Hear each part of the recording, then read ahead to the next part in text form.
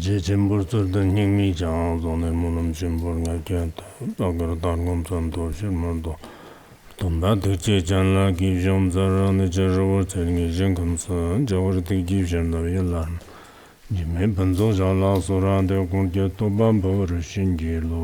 The supreme, profound and subtle Dharma is rarely encountered in eons. Now we hear and follow it. May we realize the Tathagata's meaning in order to liberate all sentient beings. Let us all give rise to the supreme bodhicitta. Next, we will continue our discussion of the Udāna Sūtra. The Udāna Sūtra, an important Buddhist scripture, consists of 4 distinct volumes and a total of 33 individual chapters in all. Currently, we are discussing the second very important chapter, which is specifically the chapter on desire. We may indeed be able to finish the entire chapter on desire today, perhaps even concluding it.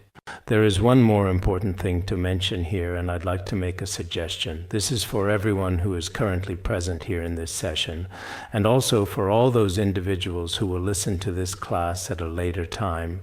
If you are interested in this in any way, I think it's a really good habit to write a diary every single day. Of course, this is not mandatory, and there are no special requirements. It's completely voluntary. If you are willing to keep a diary, there's not really much else we can provide you.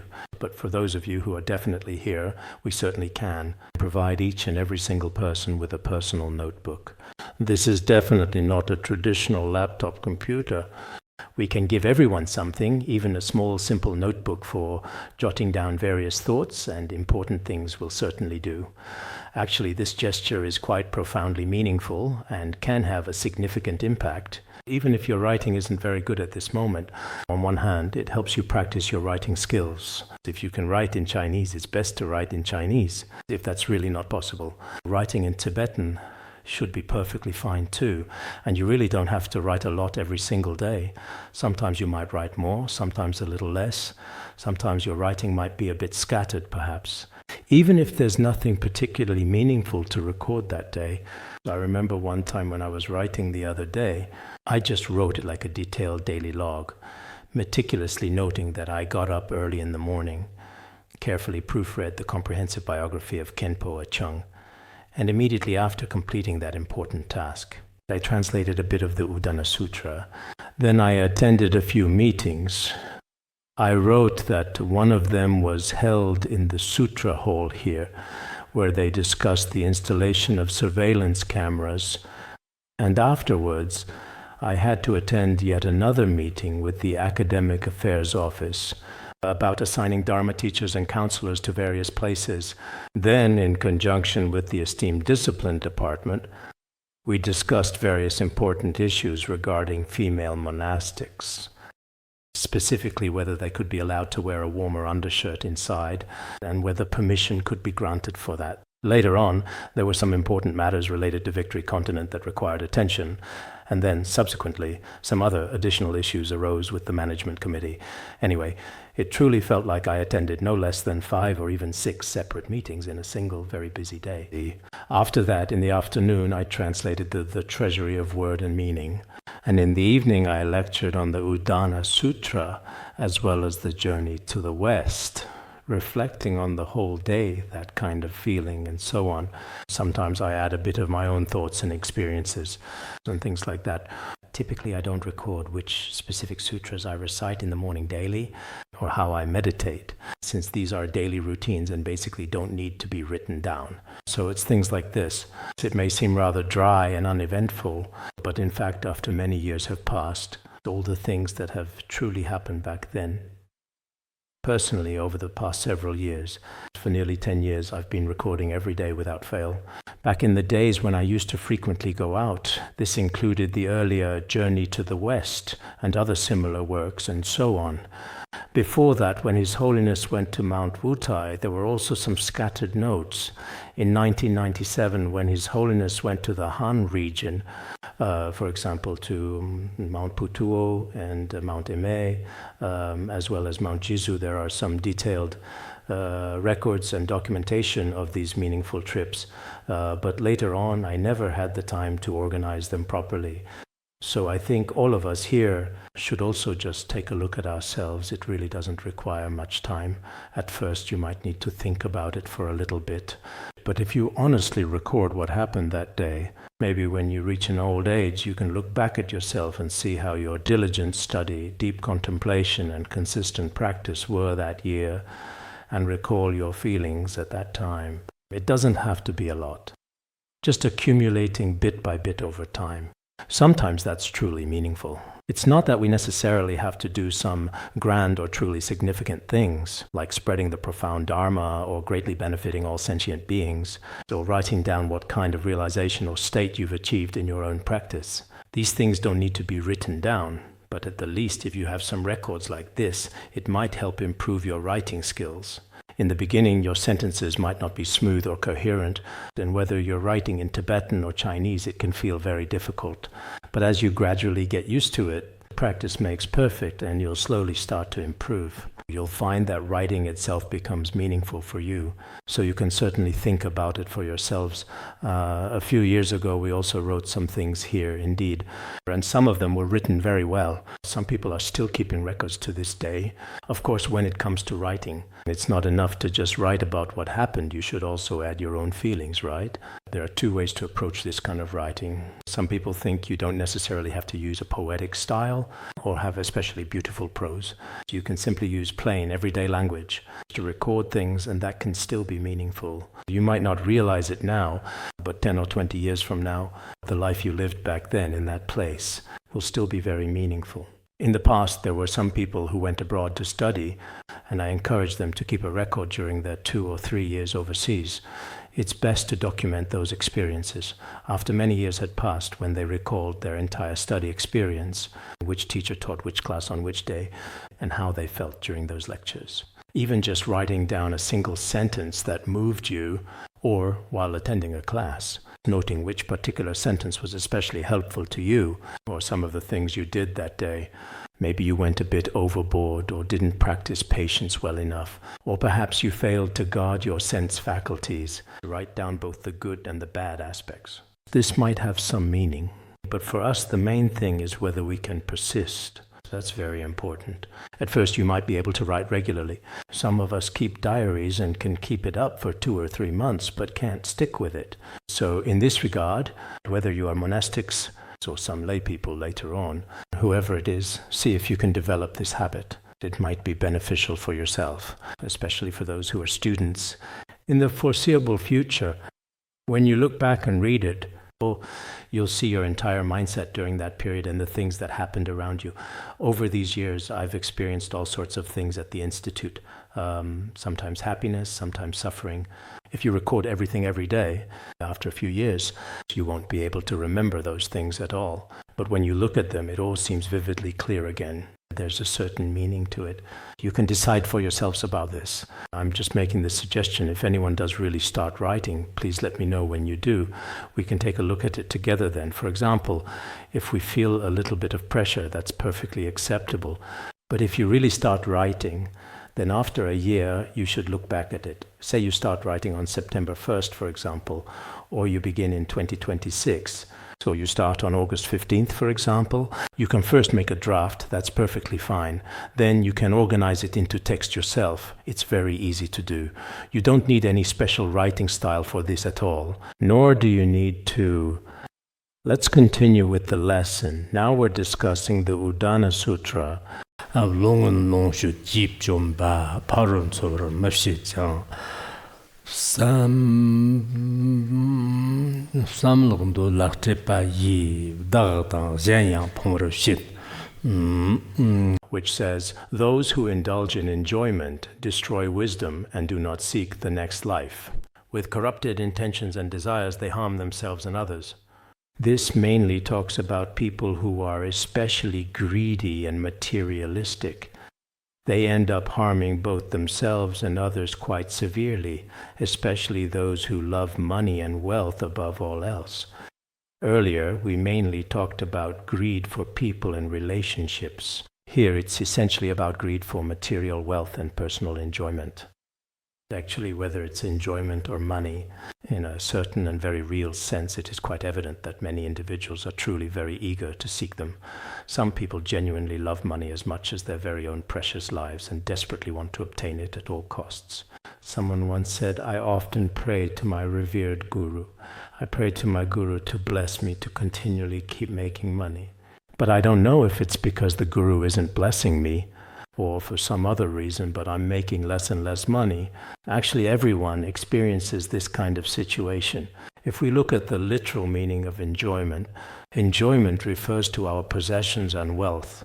These things actually destroy wisdom and intelligence. They truly ruin the wisdom of foolish people. However, for those who are wise, after they acquire wealth, they use it to make offerings above and give alms below, and do meaningful things, such as engaging in charity and so on. But once foolish people have money, not only does it truly ruin them, but they also completely stop seeking anything beneficial for their future lives. Especially for a monastic or a dedicated practitioner, once they have money, they become so pleased with themselves that they lose all sense of restraint. They become especially arrogant, thinking they're really something special. As mentioned earlier, many people nowadays start to go astray once they have acquired money. Some individuals are ruined by gaining status and power. For practitioners, it's extremely important to consider future lives. But basically, they don't consider it at all. This kind of negative intention is very harmful. Having thoughts and intentions driven by excessive greed is essentially being attached to wealth and material desire.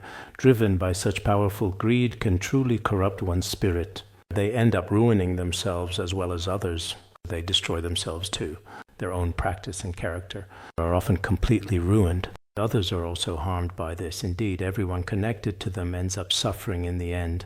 Now, as we can see, there are often reports about certain corrupt officials who may bring harm to their own families, relatives, and friends, and even to many people they come into contact with. It's not them, it includes us practitioners. When I was abroad before, I met a Lama who used to stay at the institute. He was actually doing quite well. So what exactly did he say? He deeply regretted learning a foreign language at that time. Back then he considered himself a good practitioner. But later, after meeting some wealthy people, he ended up accumulating more and more money. He couldn't control his mind. Eventually, after going abroad, he couldn't even truly keep his personal precepts anymore. So if he hadn't encountered all that money back then and hadn't really come across all of those various external circumstances, you see, he would still be a very good and dedicated monk indeed. He really envied monks who are content and have few desires now. As he spoke, he seemed especially sad. At the time, I tried to comfort him, saying, "Your work in spreading the Dharma and benefiting beings is doing quite well, so just keep working hard." He said, "On the surface, it looks that way, but in reality, I also understand the true state of my own practice. I know very well what my actions are like now. I'm very clear about all my behaviors." That's what he said at the time. So for some people, it's very true that if they encounter some wealth or money, they also ruin their present life and also ruin their future lives, ruin themselves and ruin others as well. On the surface, it may look like they're doing very well, very impressive, but after some time, he won't be able to turn it into a path of practice. In the end, all of his actions will be completely exposed. As for this particular case, at that specific time, there was a very wealthy man who was quite greedy for money. This rich man lived in the city of Shravasti, and his name was Nanda, but he was remarkably stingy. Just how incredibly stingy was he? His house had really 7 layers of doors. He did this to protect his wealth, and he was unwilling to give alms to anyone. Moreover, outside his house was enclosed like a bird cage. He didn't want any birds from outside to come in, so he wouldn't have to give them any alms. There were also small holes in all the walls of his house, but they were all completely sealed up with a thick layer of white clay entirely plastered over. Not even the smallest mice could possibly get in. He was so deeply attached to his considerable wealth, he neither gave alms nor made any offerings. But later he was no longer able to hold on to his precious life and was close to death. When he was dying, he told his son, all the wealth I've accumulated in my lifetime is enough for you to use for 7 generations. You and your descendants for 7 lifetimes can use it. I hope that in the future all this property will not be given to anyone else. Don't make any offerings or give alms to anyone at all. After saying this, he died. After his death, actually, we've talked about this story before. I think it came up briefly in the 4th verse or somewhere around there. But that time it was mentioned only briefly. After he died, he was reborn into a poor family. He was born into poverty and gradually over time ended up begging for a living. He didn't have a single cent to his name and lived a very miserable, truly difficult life. One day he went to the house of his son from his previous life, because that family had always maintained a very stingy, indeed ungenerous attitude. They had a rule that no outsiders were allowed to enter. At that time, the stern gatekeeper would not allow him to enter, and he even broke his entire arm. He was experiencing excruciating pain at that very moment. At that time, the compassionate Buddha saw that the conditions for his spiritual liberation had matured. Then the Buddha came before him and asked, "Are you indeed Nanda?" After asking him several times, he finally admitted it. After he admitted it, Nanda's son, that is to say, his son from his previous life, and the person he had now reincarnated as this miserable man, were both called over together. Then the Buddha spoke to them about the karmic relationships between past and future lives. At that time, his son, deeply moved by the teachings, also took refuge in Buddhism, and the Buddha also explained to them the various faults related to this particular matter, specifically the faults of being stingy and ungenerous. Then the Buddha recited this profound verse. So, in other words, speaking from the perspective of ordinary people, people nowadays are indeed especially attached to material wealth. And even though they themselves have some opportunities, in the end they end up ruining themselves. For example, nowadays there is excessive consumption, including gambling and drug use. These are forms of indulgence, and because of this, people lose control over themselves. If that's not the case, on the absolute contrary, if one is truly very pure and deeply self-disciplined, then no matter where they are, they will undoubtedly live a very happy and fulfilling life. This is from the Sutra of the Buddha's last teachings, right? A contented person, even if lying on the ground, is still at ease and happy. But a discontented person, even if in heaven, will still not be satisfied. So for those who are content, even if a satisfied person sleeps on the ground, he still feels very happy as long as his heart is content. But if the heart is not content, even if you are lying in heaven, you still won't feel happy inside. You may even feel especially sad and dissatisfied. So, speaking of our lives in this world, there really are some people in this world who are always insatiably greedy. As wise people, we basically understand this. Each of us is also a being of the desire realm, indeed. Having food to eat and clothes to wear is the basic requirement. If your living conditions are a bit better and you live a slightly higher quality life, the Buddha did not prohibit this either. In the Udāna Sutra, the Buddha once indeed said that if you have sufficient means yourself, even living in a grand mansion, one truly worth hundreds of millions, is also permitted. However, if your accumulated wealth is mixed with some form of wrongdoing, then not only is such enjoyment not allowed, but it will also inevitably bring great confusion and distress to both our present circumstances and future lives. So sometimes we can also very clearly see that some people, because their circumstances have improved, after their conditions improve, they start to lose control.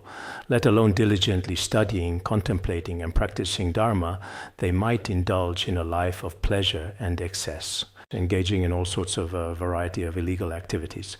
So just a few days ago here at our institute, we asked everyone that in another 2 or 3 months, for a student who is attending this institute, it is truly best not to have a private car.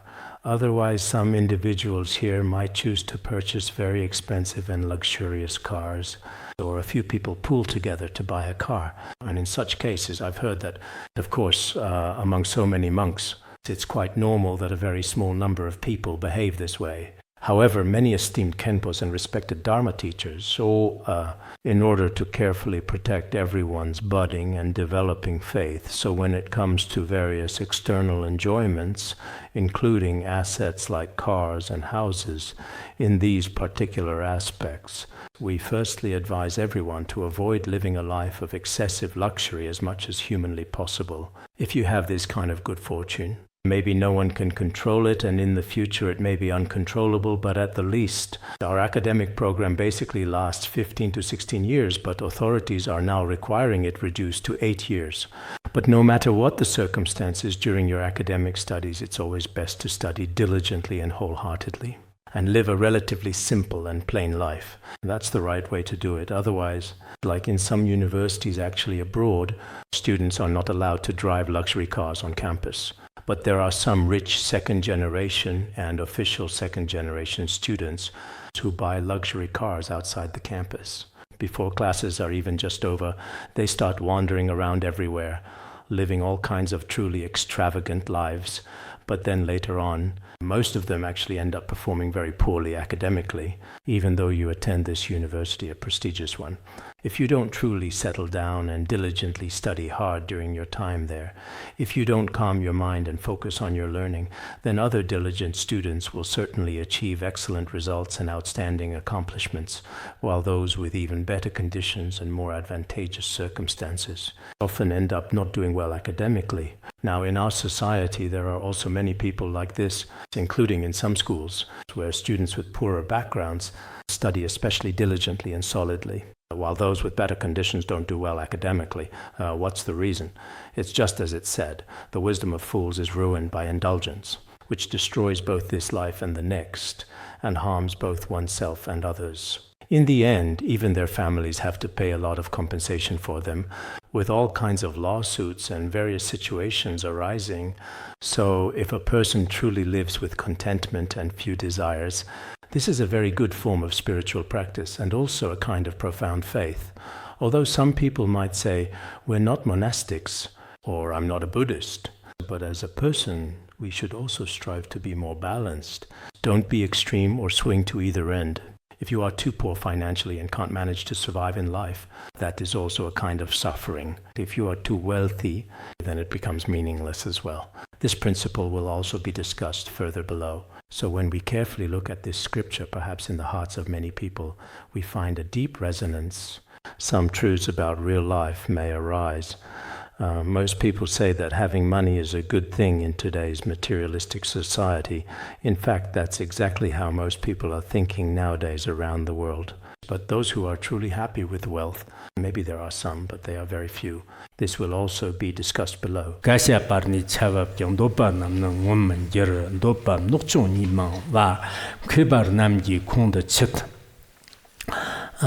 Even if money rains down from the sky, desires are never satisfied. The benefits are truly few, the troubles are indeed many. Wise and discerning people can see this clearly for themselves. In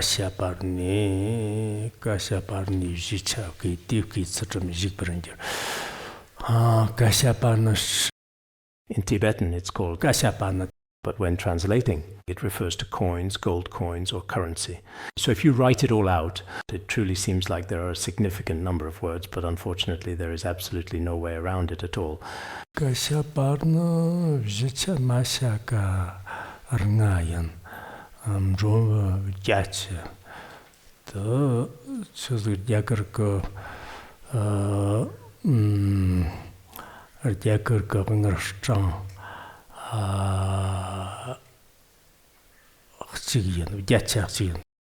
It seems like there are quite a few different explanations available for this particular topic.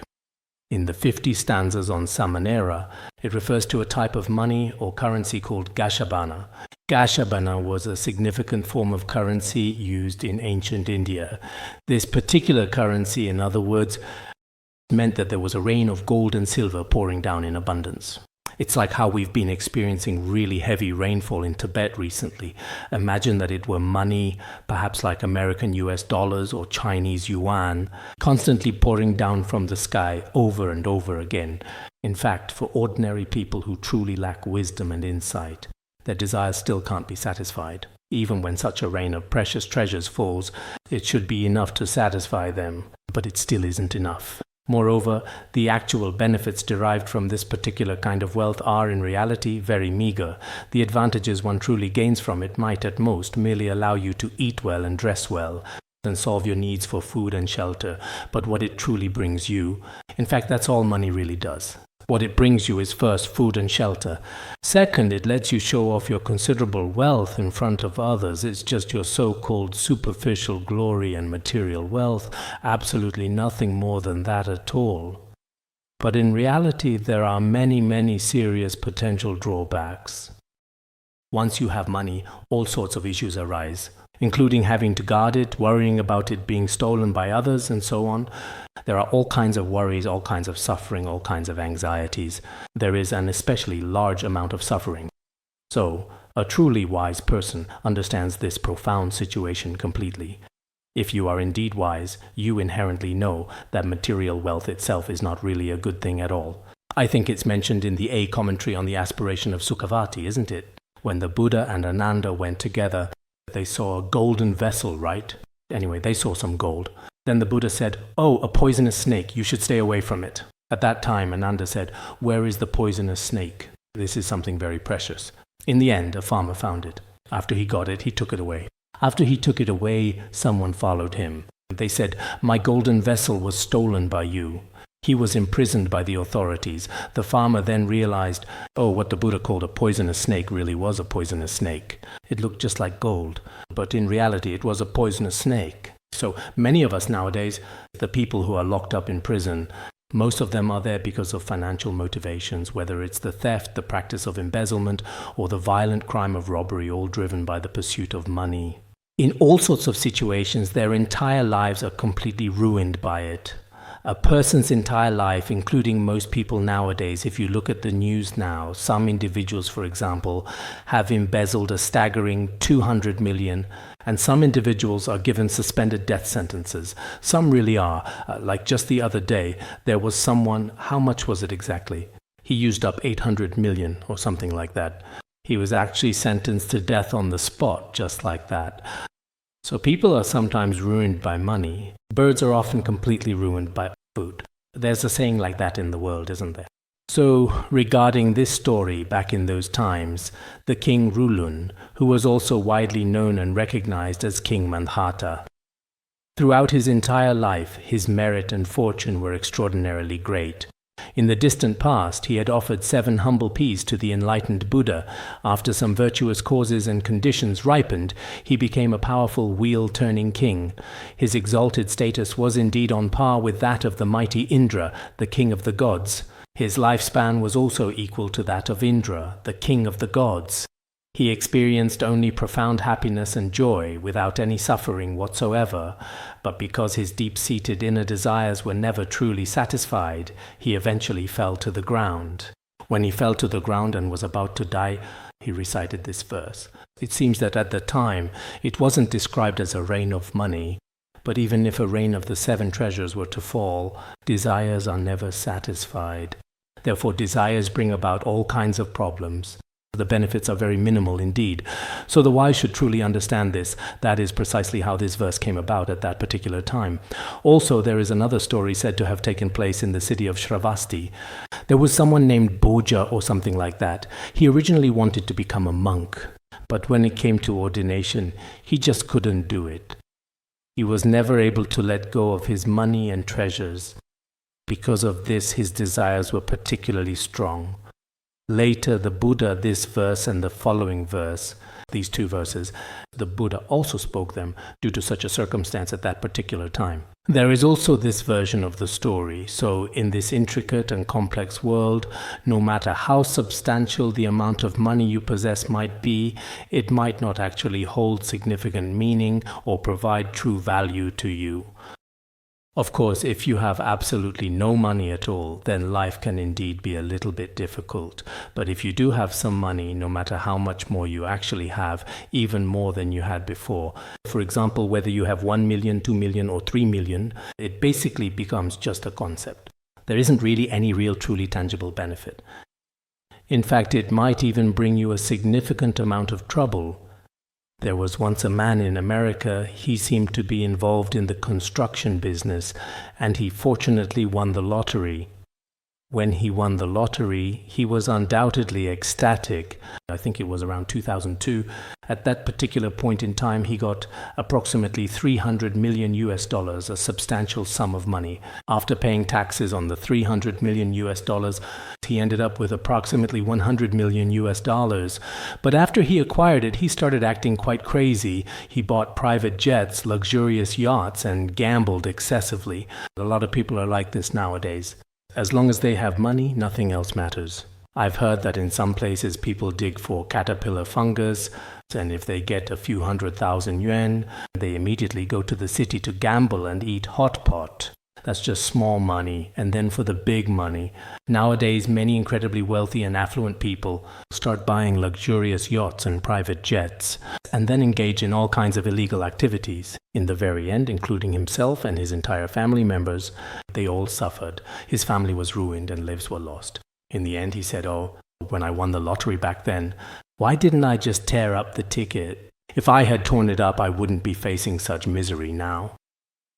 So sometimes people simply can't see it at the time.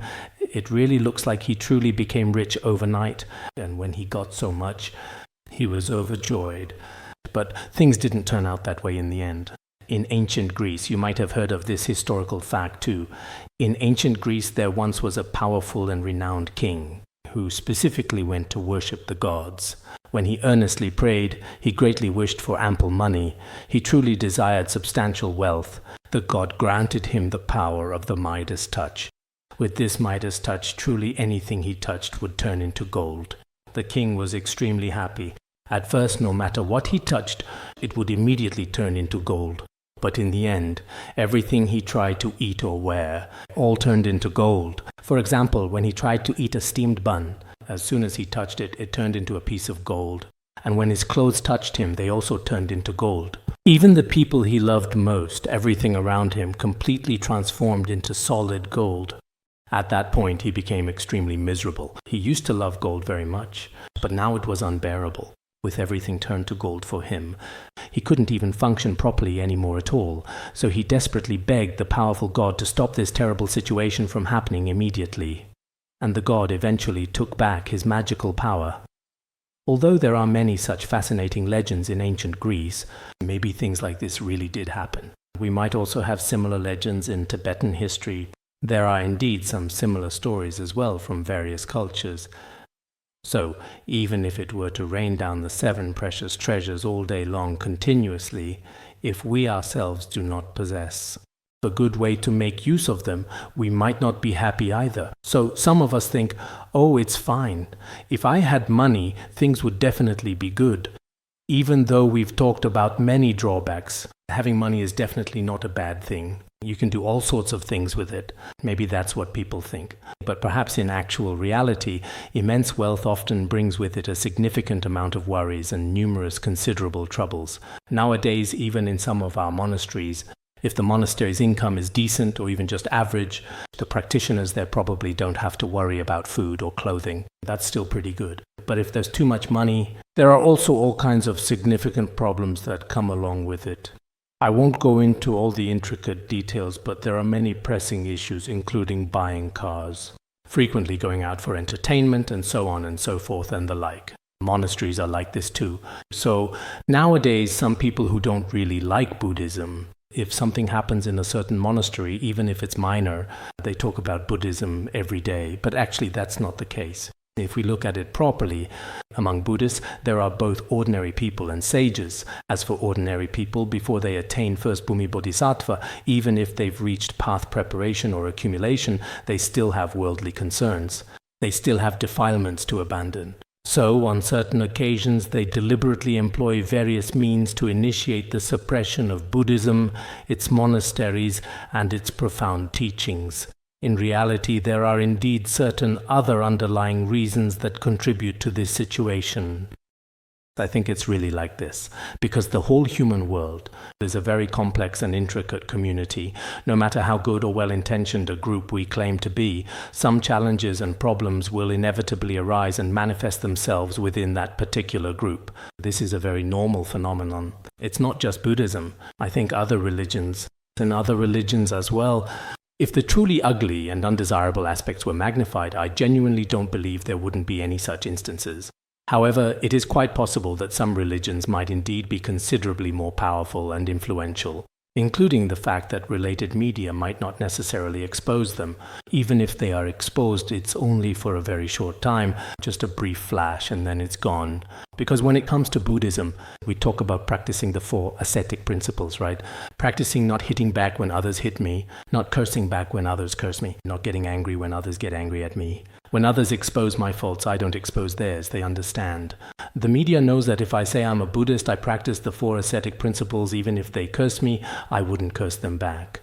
Then they meticulously look for our various faults and imperfections and might even magnify them 100 times over in all sorts of conceivable and imaginative ways. But we are clear-minded and possess a discerning perspective. We still truly know what the actual reason is. Actually, even now, including on the internet, there are some people who are very rational, not just blindly following what others say, not just echoing others' opinions. They still have their own principles and are basically able to analyze all the relationships from every angle, inside and out, top to bottom, and all the various connections. They can sort out some of the logic, but there are some people when one dog is barking wildly, loudly, and uncontrollably, the other dogs, hearing the commotion, instinctively join in and contribute to the cacophony, barking loudly as well. This phenomenon is something we are all too intimately familiar with. For us, for many things, especially for Buddhists. Indeed, sometimes, if we look at it from a worldly perspective, because if Buddhists are studying Mahayana Buddhism and practicing patience, there are some unique aspects to it. But in such a challenging environment, these individuals are very often subjected to bullying treatment. This unfortunate situation includes some of us who are Mahayana Buddhists, those who have taken refuge when they go to school while they are studying. Many of the other children around them often tend to bully them quite a bit because they don't fight back. They do very well in studies according to Mahayana Buddhist thinking. They are indeed practicing well. But the people around them too, they have already gotten used to bullying those who are weaker, bullying those individuals who do not dare to fight back or defend themselves. This is also a kind of established and often unwritten rule within society. Although this rule doesn't align with the truth, but there's just nothing we can do about it. That's just how reality is. Many people like those who are strong and powerful, and those who are wealthy. They like to associate with people of higher status and so on. There are truly all kinds of many complex phenomena in this very world. We still need to keep our eyes open. We should analyze things from multiple perspectives. This is also very necessary.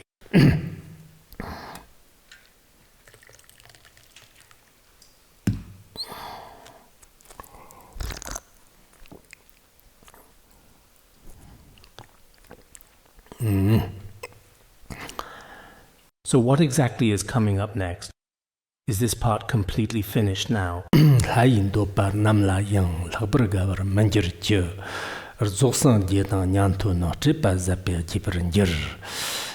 the fleeting pleasures of the heavenly realms do not bring true, lasting joy. The Buddha's devoted disciples, the Shravakas, find genuine happiness by diligently extinguishing all desire. As for this part, it states that the profound happiness of the heavenly realms, the immense happiness of celestial beings, is, of course, something truly remarkable. Although we haven't personally experienced it, perhaps we were once reborn in those glorious heavenly realms and taste that exquisite bliss before, but now we can't remember clearly. But through various treatises and sacred scriptures, we know that the life of celestial beings is extremely blissful. And it's not just in Buddhism.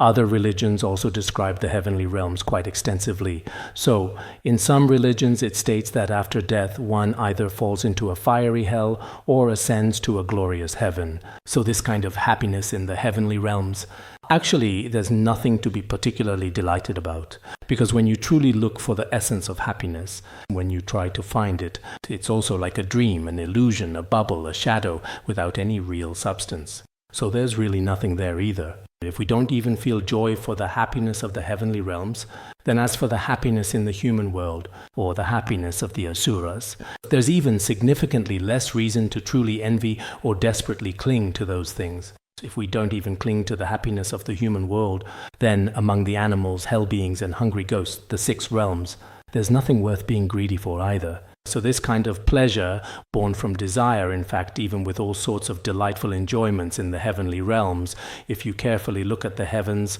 there's abundant food, refreshing drink, and captivating entertainment. Everything you could want, nothing is lacking, and there is an abundance of it all. But this is nothing more than just a temporary amusement, a fleeting diversion. Other than that, it has no real substance or lasting value. So this kind of happiness is truly not worth craving or pursuing. So what is the only thing that's truly worthwhile and enduring? It is that Buddhas, as well as the Shravakas and Pratyeka Buddhas, eliminate this kind of attachment. In the 12 links of dependent origination, there is always present a kind of craving or desire, a fundamental yearning, a deep-seated craving.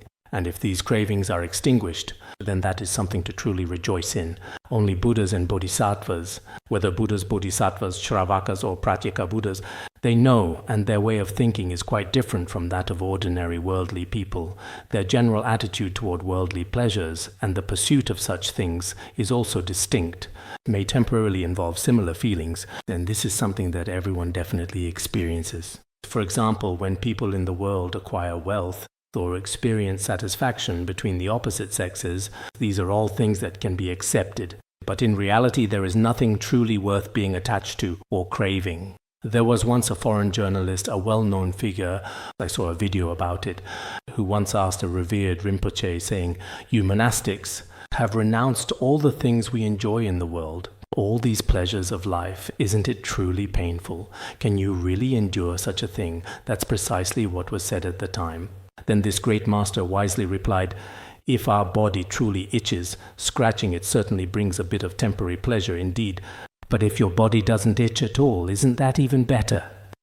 He answered, using some of the reasoning from Nagarjuna's precious garland, drawing on those principles. So, whether it's truly wise people, good practitioners, they do not rely on worldly, contaminated and ultimately fleeting pleasures to satisfy their own senses. Although they do acknowledge that in the realm of conventional appearances and diluted phenomena, for example, eating well, dressing well, or watching shows today, these things are a kind of relative happiness, and this is not denied. But is there any truly real and genuinely significant substance behind it all? There isn't. So regarding this particular verse, it is said that in the distant past there once was a venerable bhikshu, monk, who began to meditate, and while he was meditating, there was a poisonous snake under his meditation cushion. Then the snake bit the monk's body, and in the end he died. After he died, because of his meditation practice, he was reborn in the heaven of the 33 gods. When he was reborn in the heaven of the 33, many heavenly maidens came to welcome him. At that moment, the monk still didn't realize that he had already died. He began to say, "I am a humble bhikshu. I cannot have any contact with you women." Later, the heavenly maidens deliberately showed him a shiny mirror. The mirror of the gods clearly reflected his own image. At that moment, when the monk looked, he saw that his body had already changed into that of a celestial being, including the heavenly crown on his head. And the celestial garments he was wearing, everything had already transformed into that of a deva. At that moment, he became extremely sad. Then he cried out loudly, saying, "I have already given up my identity as a bhikshu." He had already been reborn in the heavenly realm. After that, he was very sad. Every single day, he diligently began to meditate peacefully in the serene garden. Later, he died there, and after his passing there, he was reborn in the human world. When he came to the human world, he had this virtuous root from childhood. After growing up, he went to pay respects to the Buddha, In front of the Buddha, he said, although I was reborn in the heavenly realm, the happiness in the heavenly realm ultimately just only leads to falling into the lower realms. He realized that there is absolutely nothing truly reliable or inherently stable about it. So he humbly asked the Buddha if he could teach him a profoundly meaningful and direct path to achieve ultimate liberation. At that very significant moment, the Buddha also recited this profound and insightful verse. As we have previously mentioned in several other narratives and accounts, the Buddha at that specific moment in time transported Nanda to the celestial and divine heavenly realm, and later took him to hell as well. There was a special empty cauldron waiting for Nanda to come down and be tormented there in that very place. At this very moment, he became afraid once again and developed a truly sense of renunciation. Therefore, a true and dedicated spiritual practitioner may not feel any joy or satisfaction over the fleeting wealth and pleasures of this earthly life. They won't develop a profound sense of genuine delight and true satisfaction in them. Not to mention all these superficial and fleeting things in the modern world today. Indeed, in this vast and complex world, it is truly evident. On one hand, everyone is pursuing something. Some are after money, while others are pursuing various other things. Indeed, really. All individuals are constantly seeking genuine happiness, but this relentless pursuit of happiness is truly just very, very superficial. Take Steve Jobs, for example, right? In his autobiography, he said that money can only change the surface of a person's life. True happiness depends on one's own mind. As for him, indeed, it seems he doesn't have a strong Buddhist background, nor is he an accomplished practitioner. But through meditation and through some subtle self-observation, perhaps he also realized that even though he had acquired so much worldly wealth, in the very end he still uttered these profound words. I truly think that's actually quite meaningful and significant. Indeed, when it comes to the subject of money, it can only solve a certain part of our life's essential needs, especially the superficial ones. So for most people in the world, their understanding isn't very deep. They think that food, clothing, or any external contact is what they truly need. It can bring them a kind of truly lasting happiness. But in reality, that's not the case. At first glance, it's like looking at a beautiful rainbow. It seems truly meaningful.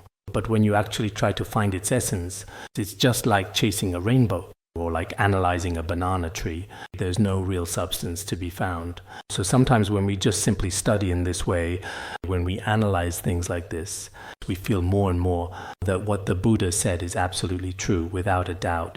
But still, for many of us, it's just not truly possible to reach such a profoundly deep state. Even though what is being discussed here is only about the inherent faults of sensual pleasures and not as profoundly significant as the ultimate meaning of emptiness, if we can understand even this much, that's quite good, isn't it?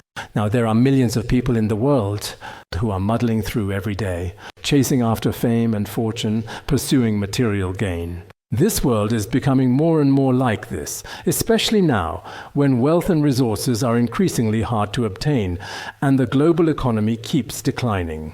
In such a special time as this, people's desires are becoming increasingly impossible to fully satisfy. This is especially and very frightening at this particular moment. Perhaps your deepest desires and what you actually end up getting in reality are quite far apart and significantly different. In this particular situation, people are living in very deep water and scorching fire every single day, and they are especially unhappy with their lives. Because of your desires, nowadays many people say, I still haven't achieved my dreams. Actually, your dreams sound very nice when you talk about them, but your desires are enormous. Especially now, what do many people actually tend to look at these days? They watch all kinds of media, including live stream shopping. Especially during live stream sales, they have a certain pattern, a whole set of tactics. They say this product is extremely cheap, and now there are only a very few remaining. If you don't buy it now, it'll be gone truly quickly soon. A lot of people think, wow, that's really true. The quality is so really good too, and it's so truly cheap. If I don't buy it, then, plus if I buy one, they'll give me several more for free. Actually, this is simply just a way for them to make a living. I'm not saying they're wrong, but in the whole business world, if you understand, you'll think, oh, right. Today there are only 1 or 2 left as well. Back when we used to go shopping, there was an elderly old man who was always there. When I was in school, he would carefully take out a fresh pair of white shoes every single day, and then he'd say, "Hey there, students, hurry up and buy. I only have this 1 pair of white shoes left, you know. Today it's really cheap, tomorrow it'll be gone." A lot of students would start buying them. Then the very next day there would be another pair exactly the same, still readily available. So this kind of live selling isn't something entirely new. Back in the 70s and 80s, we already saw it. Even though back then it wasn't like it is now, with everyone constantly saying, "Family, family, and babies, babies." Please type 6666222 or 111 in the chat. Actually, a lot of this is going on behind the scenes. I think for some of us practitioners, monastics, if we're immersed in this kind of thing every day, on one hand, it's a waste of time. And on the other hand, it increases our desires. Don't you think so? So now in many places, including temples and some practice centers, it seems like they're buying all sorts of things from outside, ordering deliveries. As this becomes more and more common, it definitely affects one's spiritual practice. And this shows that behind it all, a lot of people are paying attention to this. The more people focus on it, the more scattered their minds become. Yesterday, I went to a practice center near us. Most of them there are true practitioners. Although they don't really understand all the various different phenomena in society, they seem to have gained a great deal of inner wealth and personal fulfillment. So sometimes from people's outward attitudes and their general demeanor, you can indeed observe certain significant things. Now, their way of life is a bit different from the rules of big city living. There may indeed be some very slight differences, but their true inner wealth should be quite abundant. They have mastered quite a lot. So even among the same group of people, you can clearly see that some individuals have gained different kinds of significant wealth. Perhaps in the near future, we will become more and more vulnerable to the various temptations of the world. That is all we can possibly do. Ganjan dana nyamba yixir ji ro yojir jang nor di chik jang matsambar tobar jila lagbar jut. Even if you have a truly immense mountain of gold as vast and imposing as a snowy mountain range, it is not enough to satisfy a single person's desires. Understanding this, one should promptly engage in virtuous deeds. Even if you possess gold as massive as an entire mountain, an enormous and substantial amount of gold, as much as a snowy mountain, like the Gangdai's snow mountain or Mount Gonga. A snowy mountain is formed by layers upon layers of snow accumulating over time, so it's extremely vast. Even now, still in the snowy, vast regions of Tibet, because the Buddha actually used snowy mountains as a metaphor. Nowadays, many prominent historians widely believe that the Buddha once came to the ancient land of Tibet. And the only reason for this belief, he often used snowy mountains as metaphors. Many of these references to snowy mountains actually point to the Gangdai snow mountain here. This is one such reference. There's also the Lake of No Afflictions. The Lake of No Afflictions is also located next to the Gangdai mountains today. There really is such a lake. So in some Buddhist scriptures, the Buddha also uses the metaphor of snowy mountains, referring to this place. There are also metaphors involving the Lake of No Afflictions. It's the same idea. So there's a saying that the Buddha also visited these snowy mountains and snowy regions. This is one such theory. So here the Buddha says, even if you possess an enormous amount of precious gold, if you have gold as vast as a towering snowy mountain, you still won't be truly content. It won't satisfy even a single person's deepest desires. A person's desires can never be fully satisfied, let alone when it comes to many people, if there are many people. For example, if we have 100 people, if there are 100 people, and each person has as much as a snowy mountain, you still might not be satisfied. Truly, if people are not content, sometimes when I see people in the city, some of them are wealthy and prosperous, especially those who are extremely rich. But they are never satisfied. They're saying, now I need to earn this much money, and now I need to invest this much. When they keep talking like this, I wouldn't dare say anything to their face.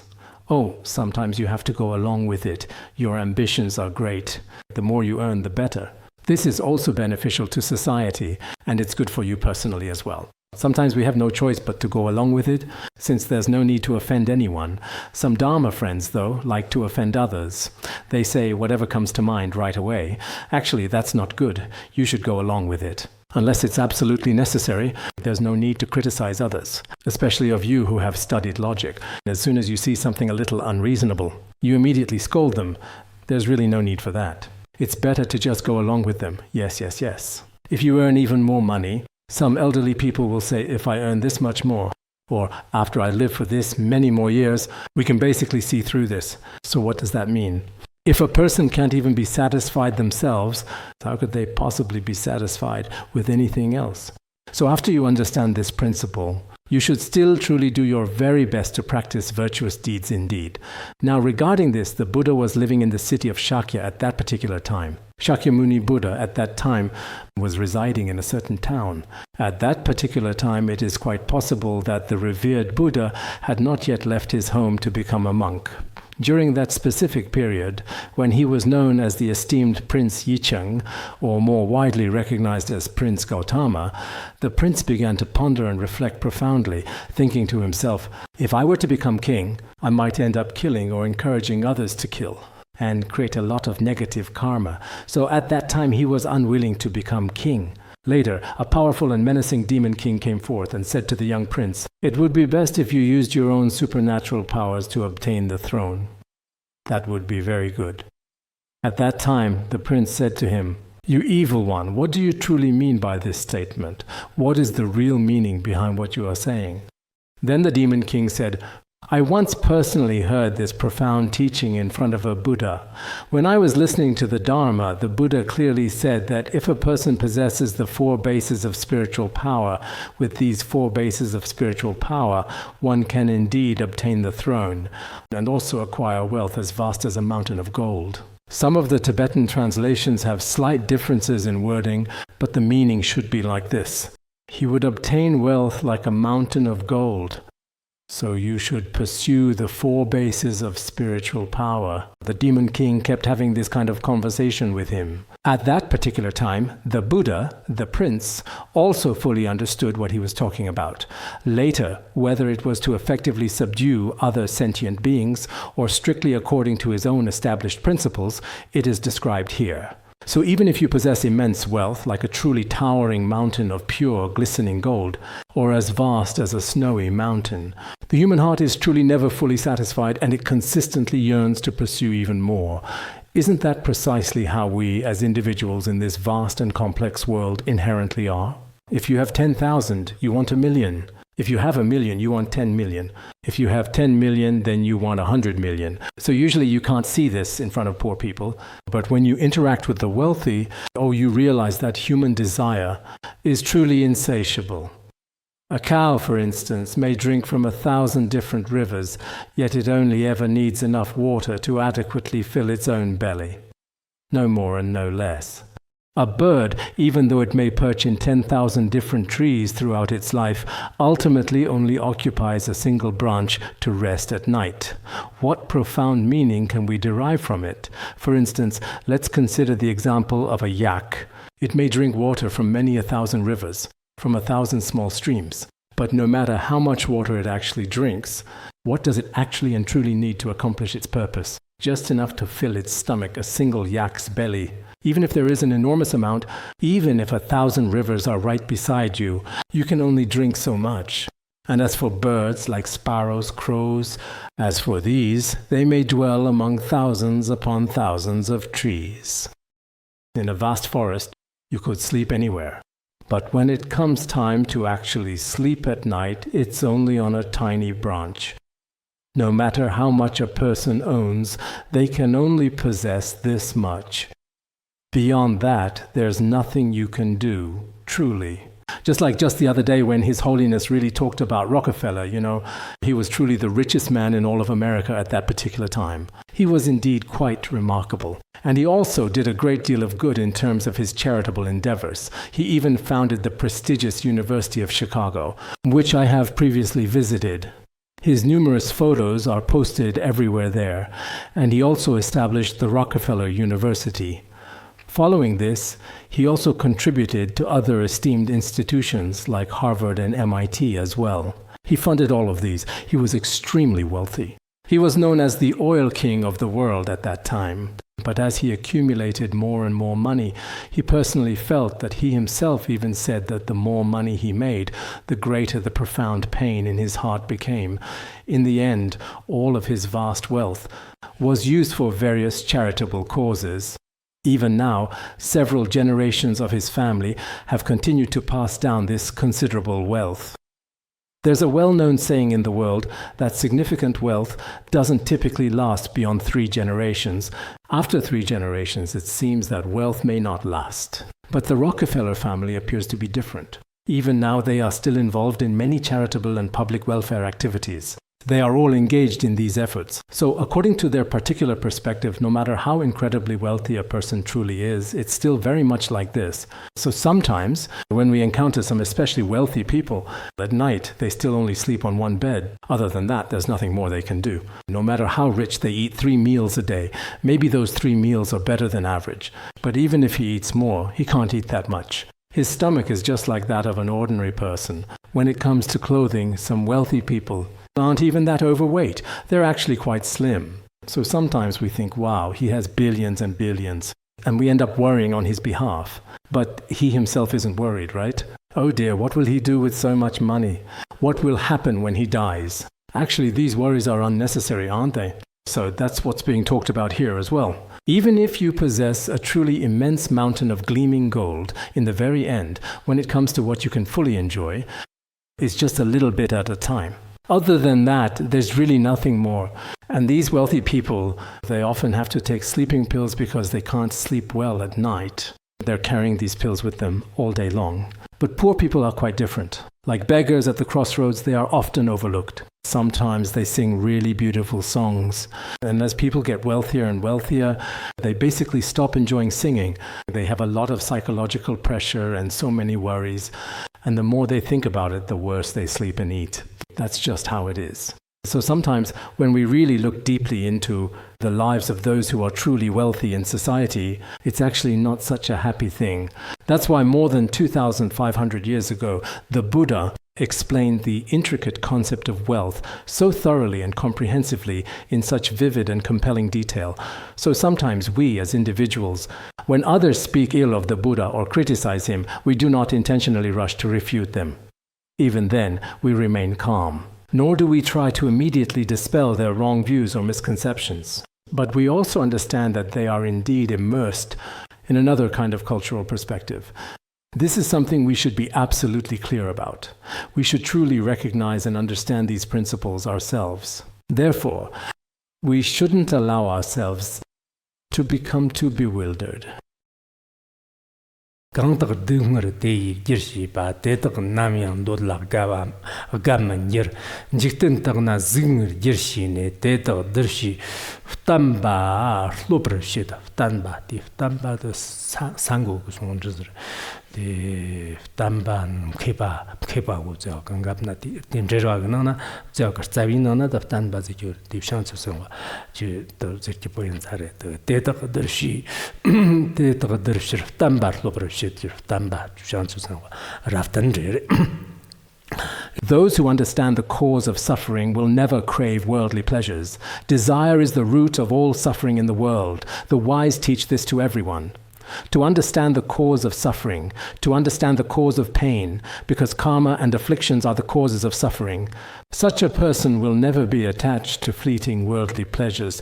This is because these worldly pleasures are what ultimately destroy you. They bind you, and they inevitably bring you profound suffering. So, for someone who is truly wise, they will not be attached to these worldly pleasures.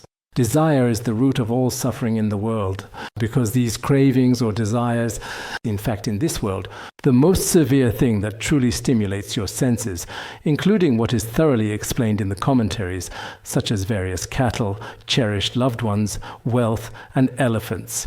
These things may indeed seem very good on the surface. It looks like you have a car, you have a house, you have property, you have so much. It all seems very good on the surface, indeed. But actually, there's no special significance to it. Therefore, the wise, the truly wise people, in order to subdue those who are heavily burdened by desire, started teaching that all sensual pleasures are not very meaningful or profound in their essence. In the revered text known as the Praise of the Acts of the Buddha, which is widely considered to be authored by the esteemed Bodhisattva Ashvaghosha, it clearly states craving and other various afflictions, as well as the diverse negative karmic actions that arise from them. These are indeed the causes of suffering. They are the very causes of pain. If you truly abandon them, all suffering will certainly cease. So, if we truly and deeply understand craving, anger, and all these various afflictions, these mental states, as well as all kinds of karma, when we truly observe them with wisdom, they are the actual causes of suffering indeed.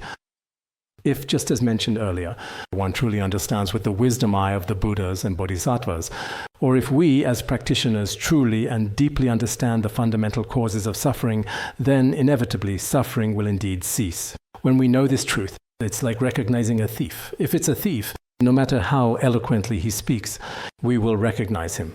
Afterwards, we won't be harmed by him anymore. Therefore, as dedicated practitioners and as devoted monastics, we should consistently and diligently practice our spiritual path with unwavering commitment. Understand the faults of sensual pleasures and understand the faults of wealth. This is very important. Otherwise, most people really truly don't actually know. They think having money is great, having wealth is wonderful. They are completely influenced by today's internet and society, and also by the general public opinion. In this way, therefore, in the end, when you reach old age, maybe then you'll finally truly see things much more clearly. So, I often think to myself, although in this life we observe all kinds of very successful people, among all these successful people, it's not because I'm praising myself due to my image as a monastic, but truly, those who are genuinely happy now are the monastics. The life of a monastic is carefree and without worries. On top of that, the things they do are very meaningful, both in this life and the next. If you really look for the happiest person, I personally think I am the happiest. There was a book before by Mingyur Rinpoche. The English version of his book is not this title, but when we translated it into Chinese, it became The Happiest Person. Actually, Westerners, when they observe from the perspective of the Bible and many other sources, say that he is the happiest person. It's just that the author wrote it this way. In fact, it's not just that he is the happiest person. I truly believe that any monastic individual who genuinely understands even a little bit of the profound teachings of the Buddha should undoubtedly be the happiest and most content person. Moreover, we always have in our daily lives the mindset of being content with little desire. And on top of that, we have the blessings of all the Buddhas and Bodhisattvas, as well as the support of our teachers, never separated from their blessings and protection. For people like this, even when they encounter great difficulties and suffering, they still receive this kind of essential care. That particular day, was it June 22nd or so, one of the revered Khenpos at the monastery in my hometown, I won't mention his name, otherwise if he becomes famous, he'll receive too many offerings and that will become a burden for him. At that time, he was quite ill, and when he was being examined in Chengdu, they said his stomach was in very bad shape and he needed major surgery. Later, I thought to myself, he really is a very good person. I told him, maybe Chengdu isn't necessarily the best place for you. There's another place where I had my stomach surgery. I suggested he go there instead. Then he went and stayed for a day. It really had to be done that day because he first checked at Huaxi Hospital in Chengdu, and the results showed that his stomach condition was very serious, and surgery is absolutely necessary. In that case, over there, just a symbolic checkup would suffice. Then he sent me a message in the morning saying that he had a very vivid dream of his revered root guru last night. At first, when he saw his spiritual guide in the dream, he asked for some essential guidance regarding his personal spiritual practice. But the guru didn't talk to him about practice. Later, he found himself lying in the guru's arms. And the guru suddenly turned into a tall man dressed in white, a doctor. This doctor began to perform a gastroscopy on him. While it was being done, it was extremely painful. He woke up from the pain, and after waking up, his stomach was still hurting quite badly, he said. He then told me, I had this rather vivid dream today. At that particular time, I said, "It must surely be your guru's profound and benevolent blessing. There probably won't be any problem. It should be fine." Then, later in the afternoon, when they eventually went to the very large hospital for a comprehensive real checkup, they discovered that there was absolutely nothing wrong with his stomach at all.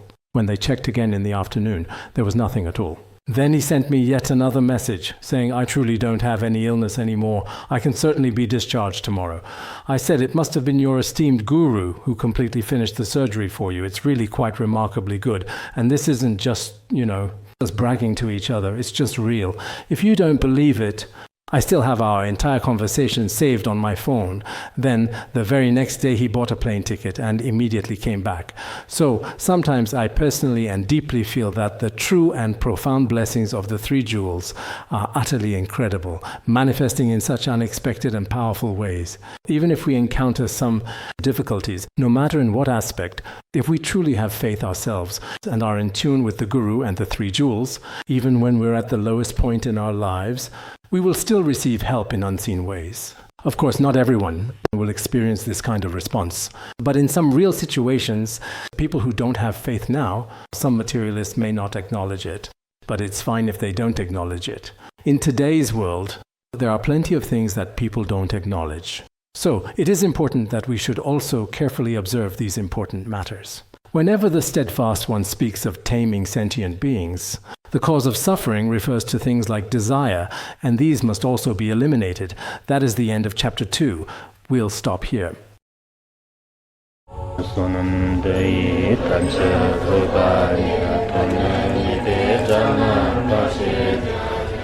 Udāna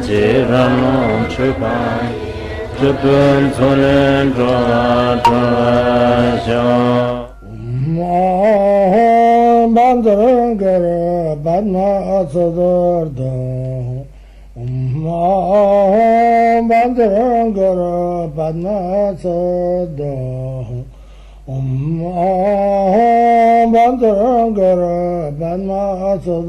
L10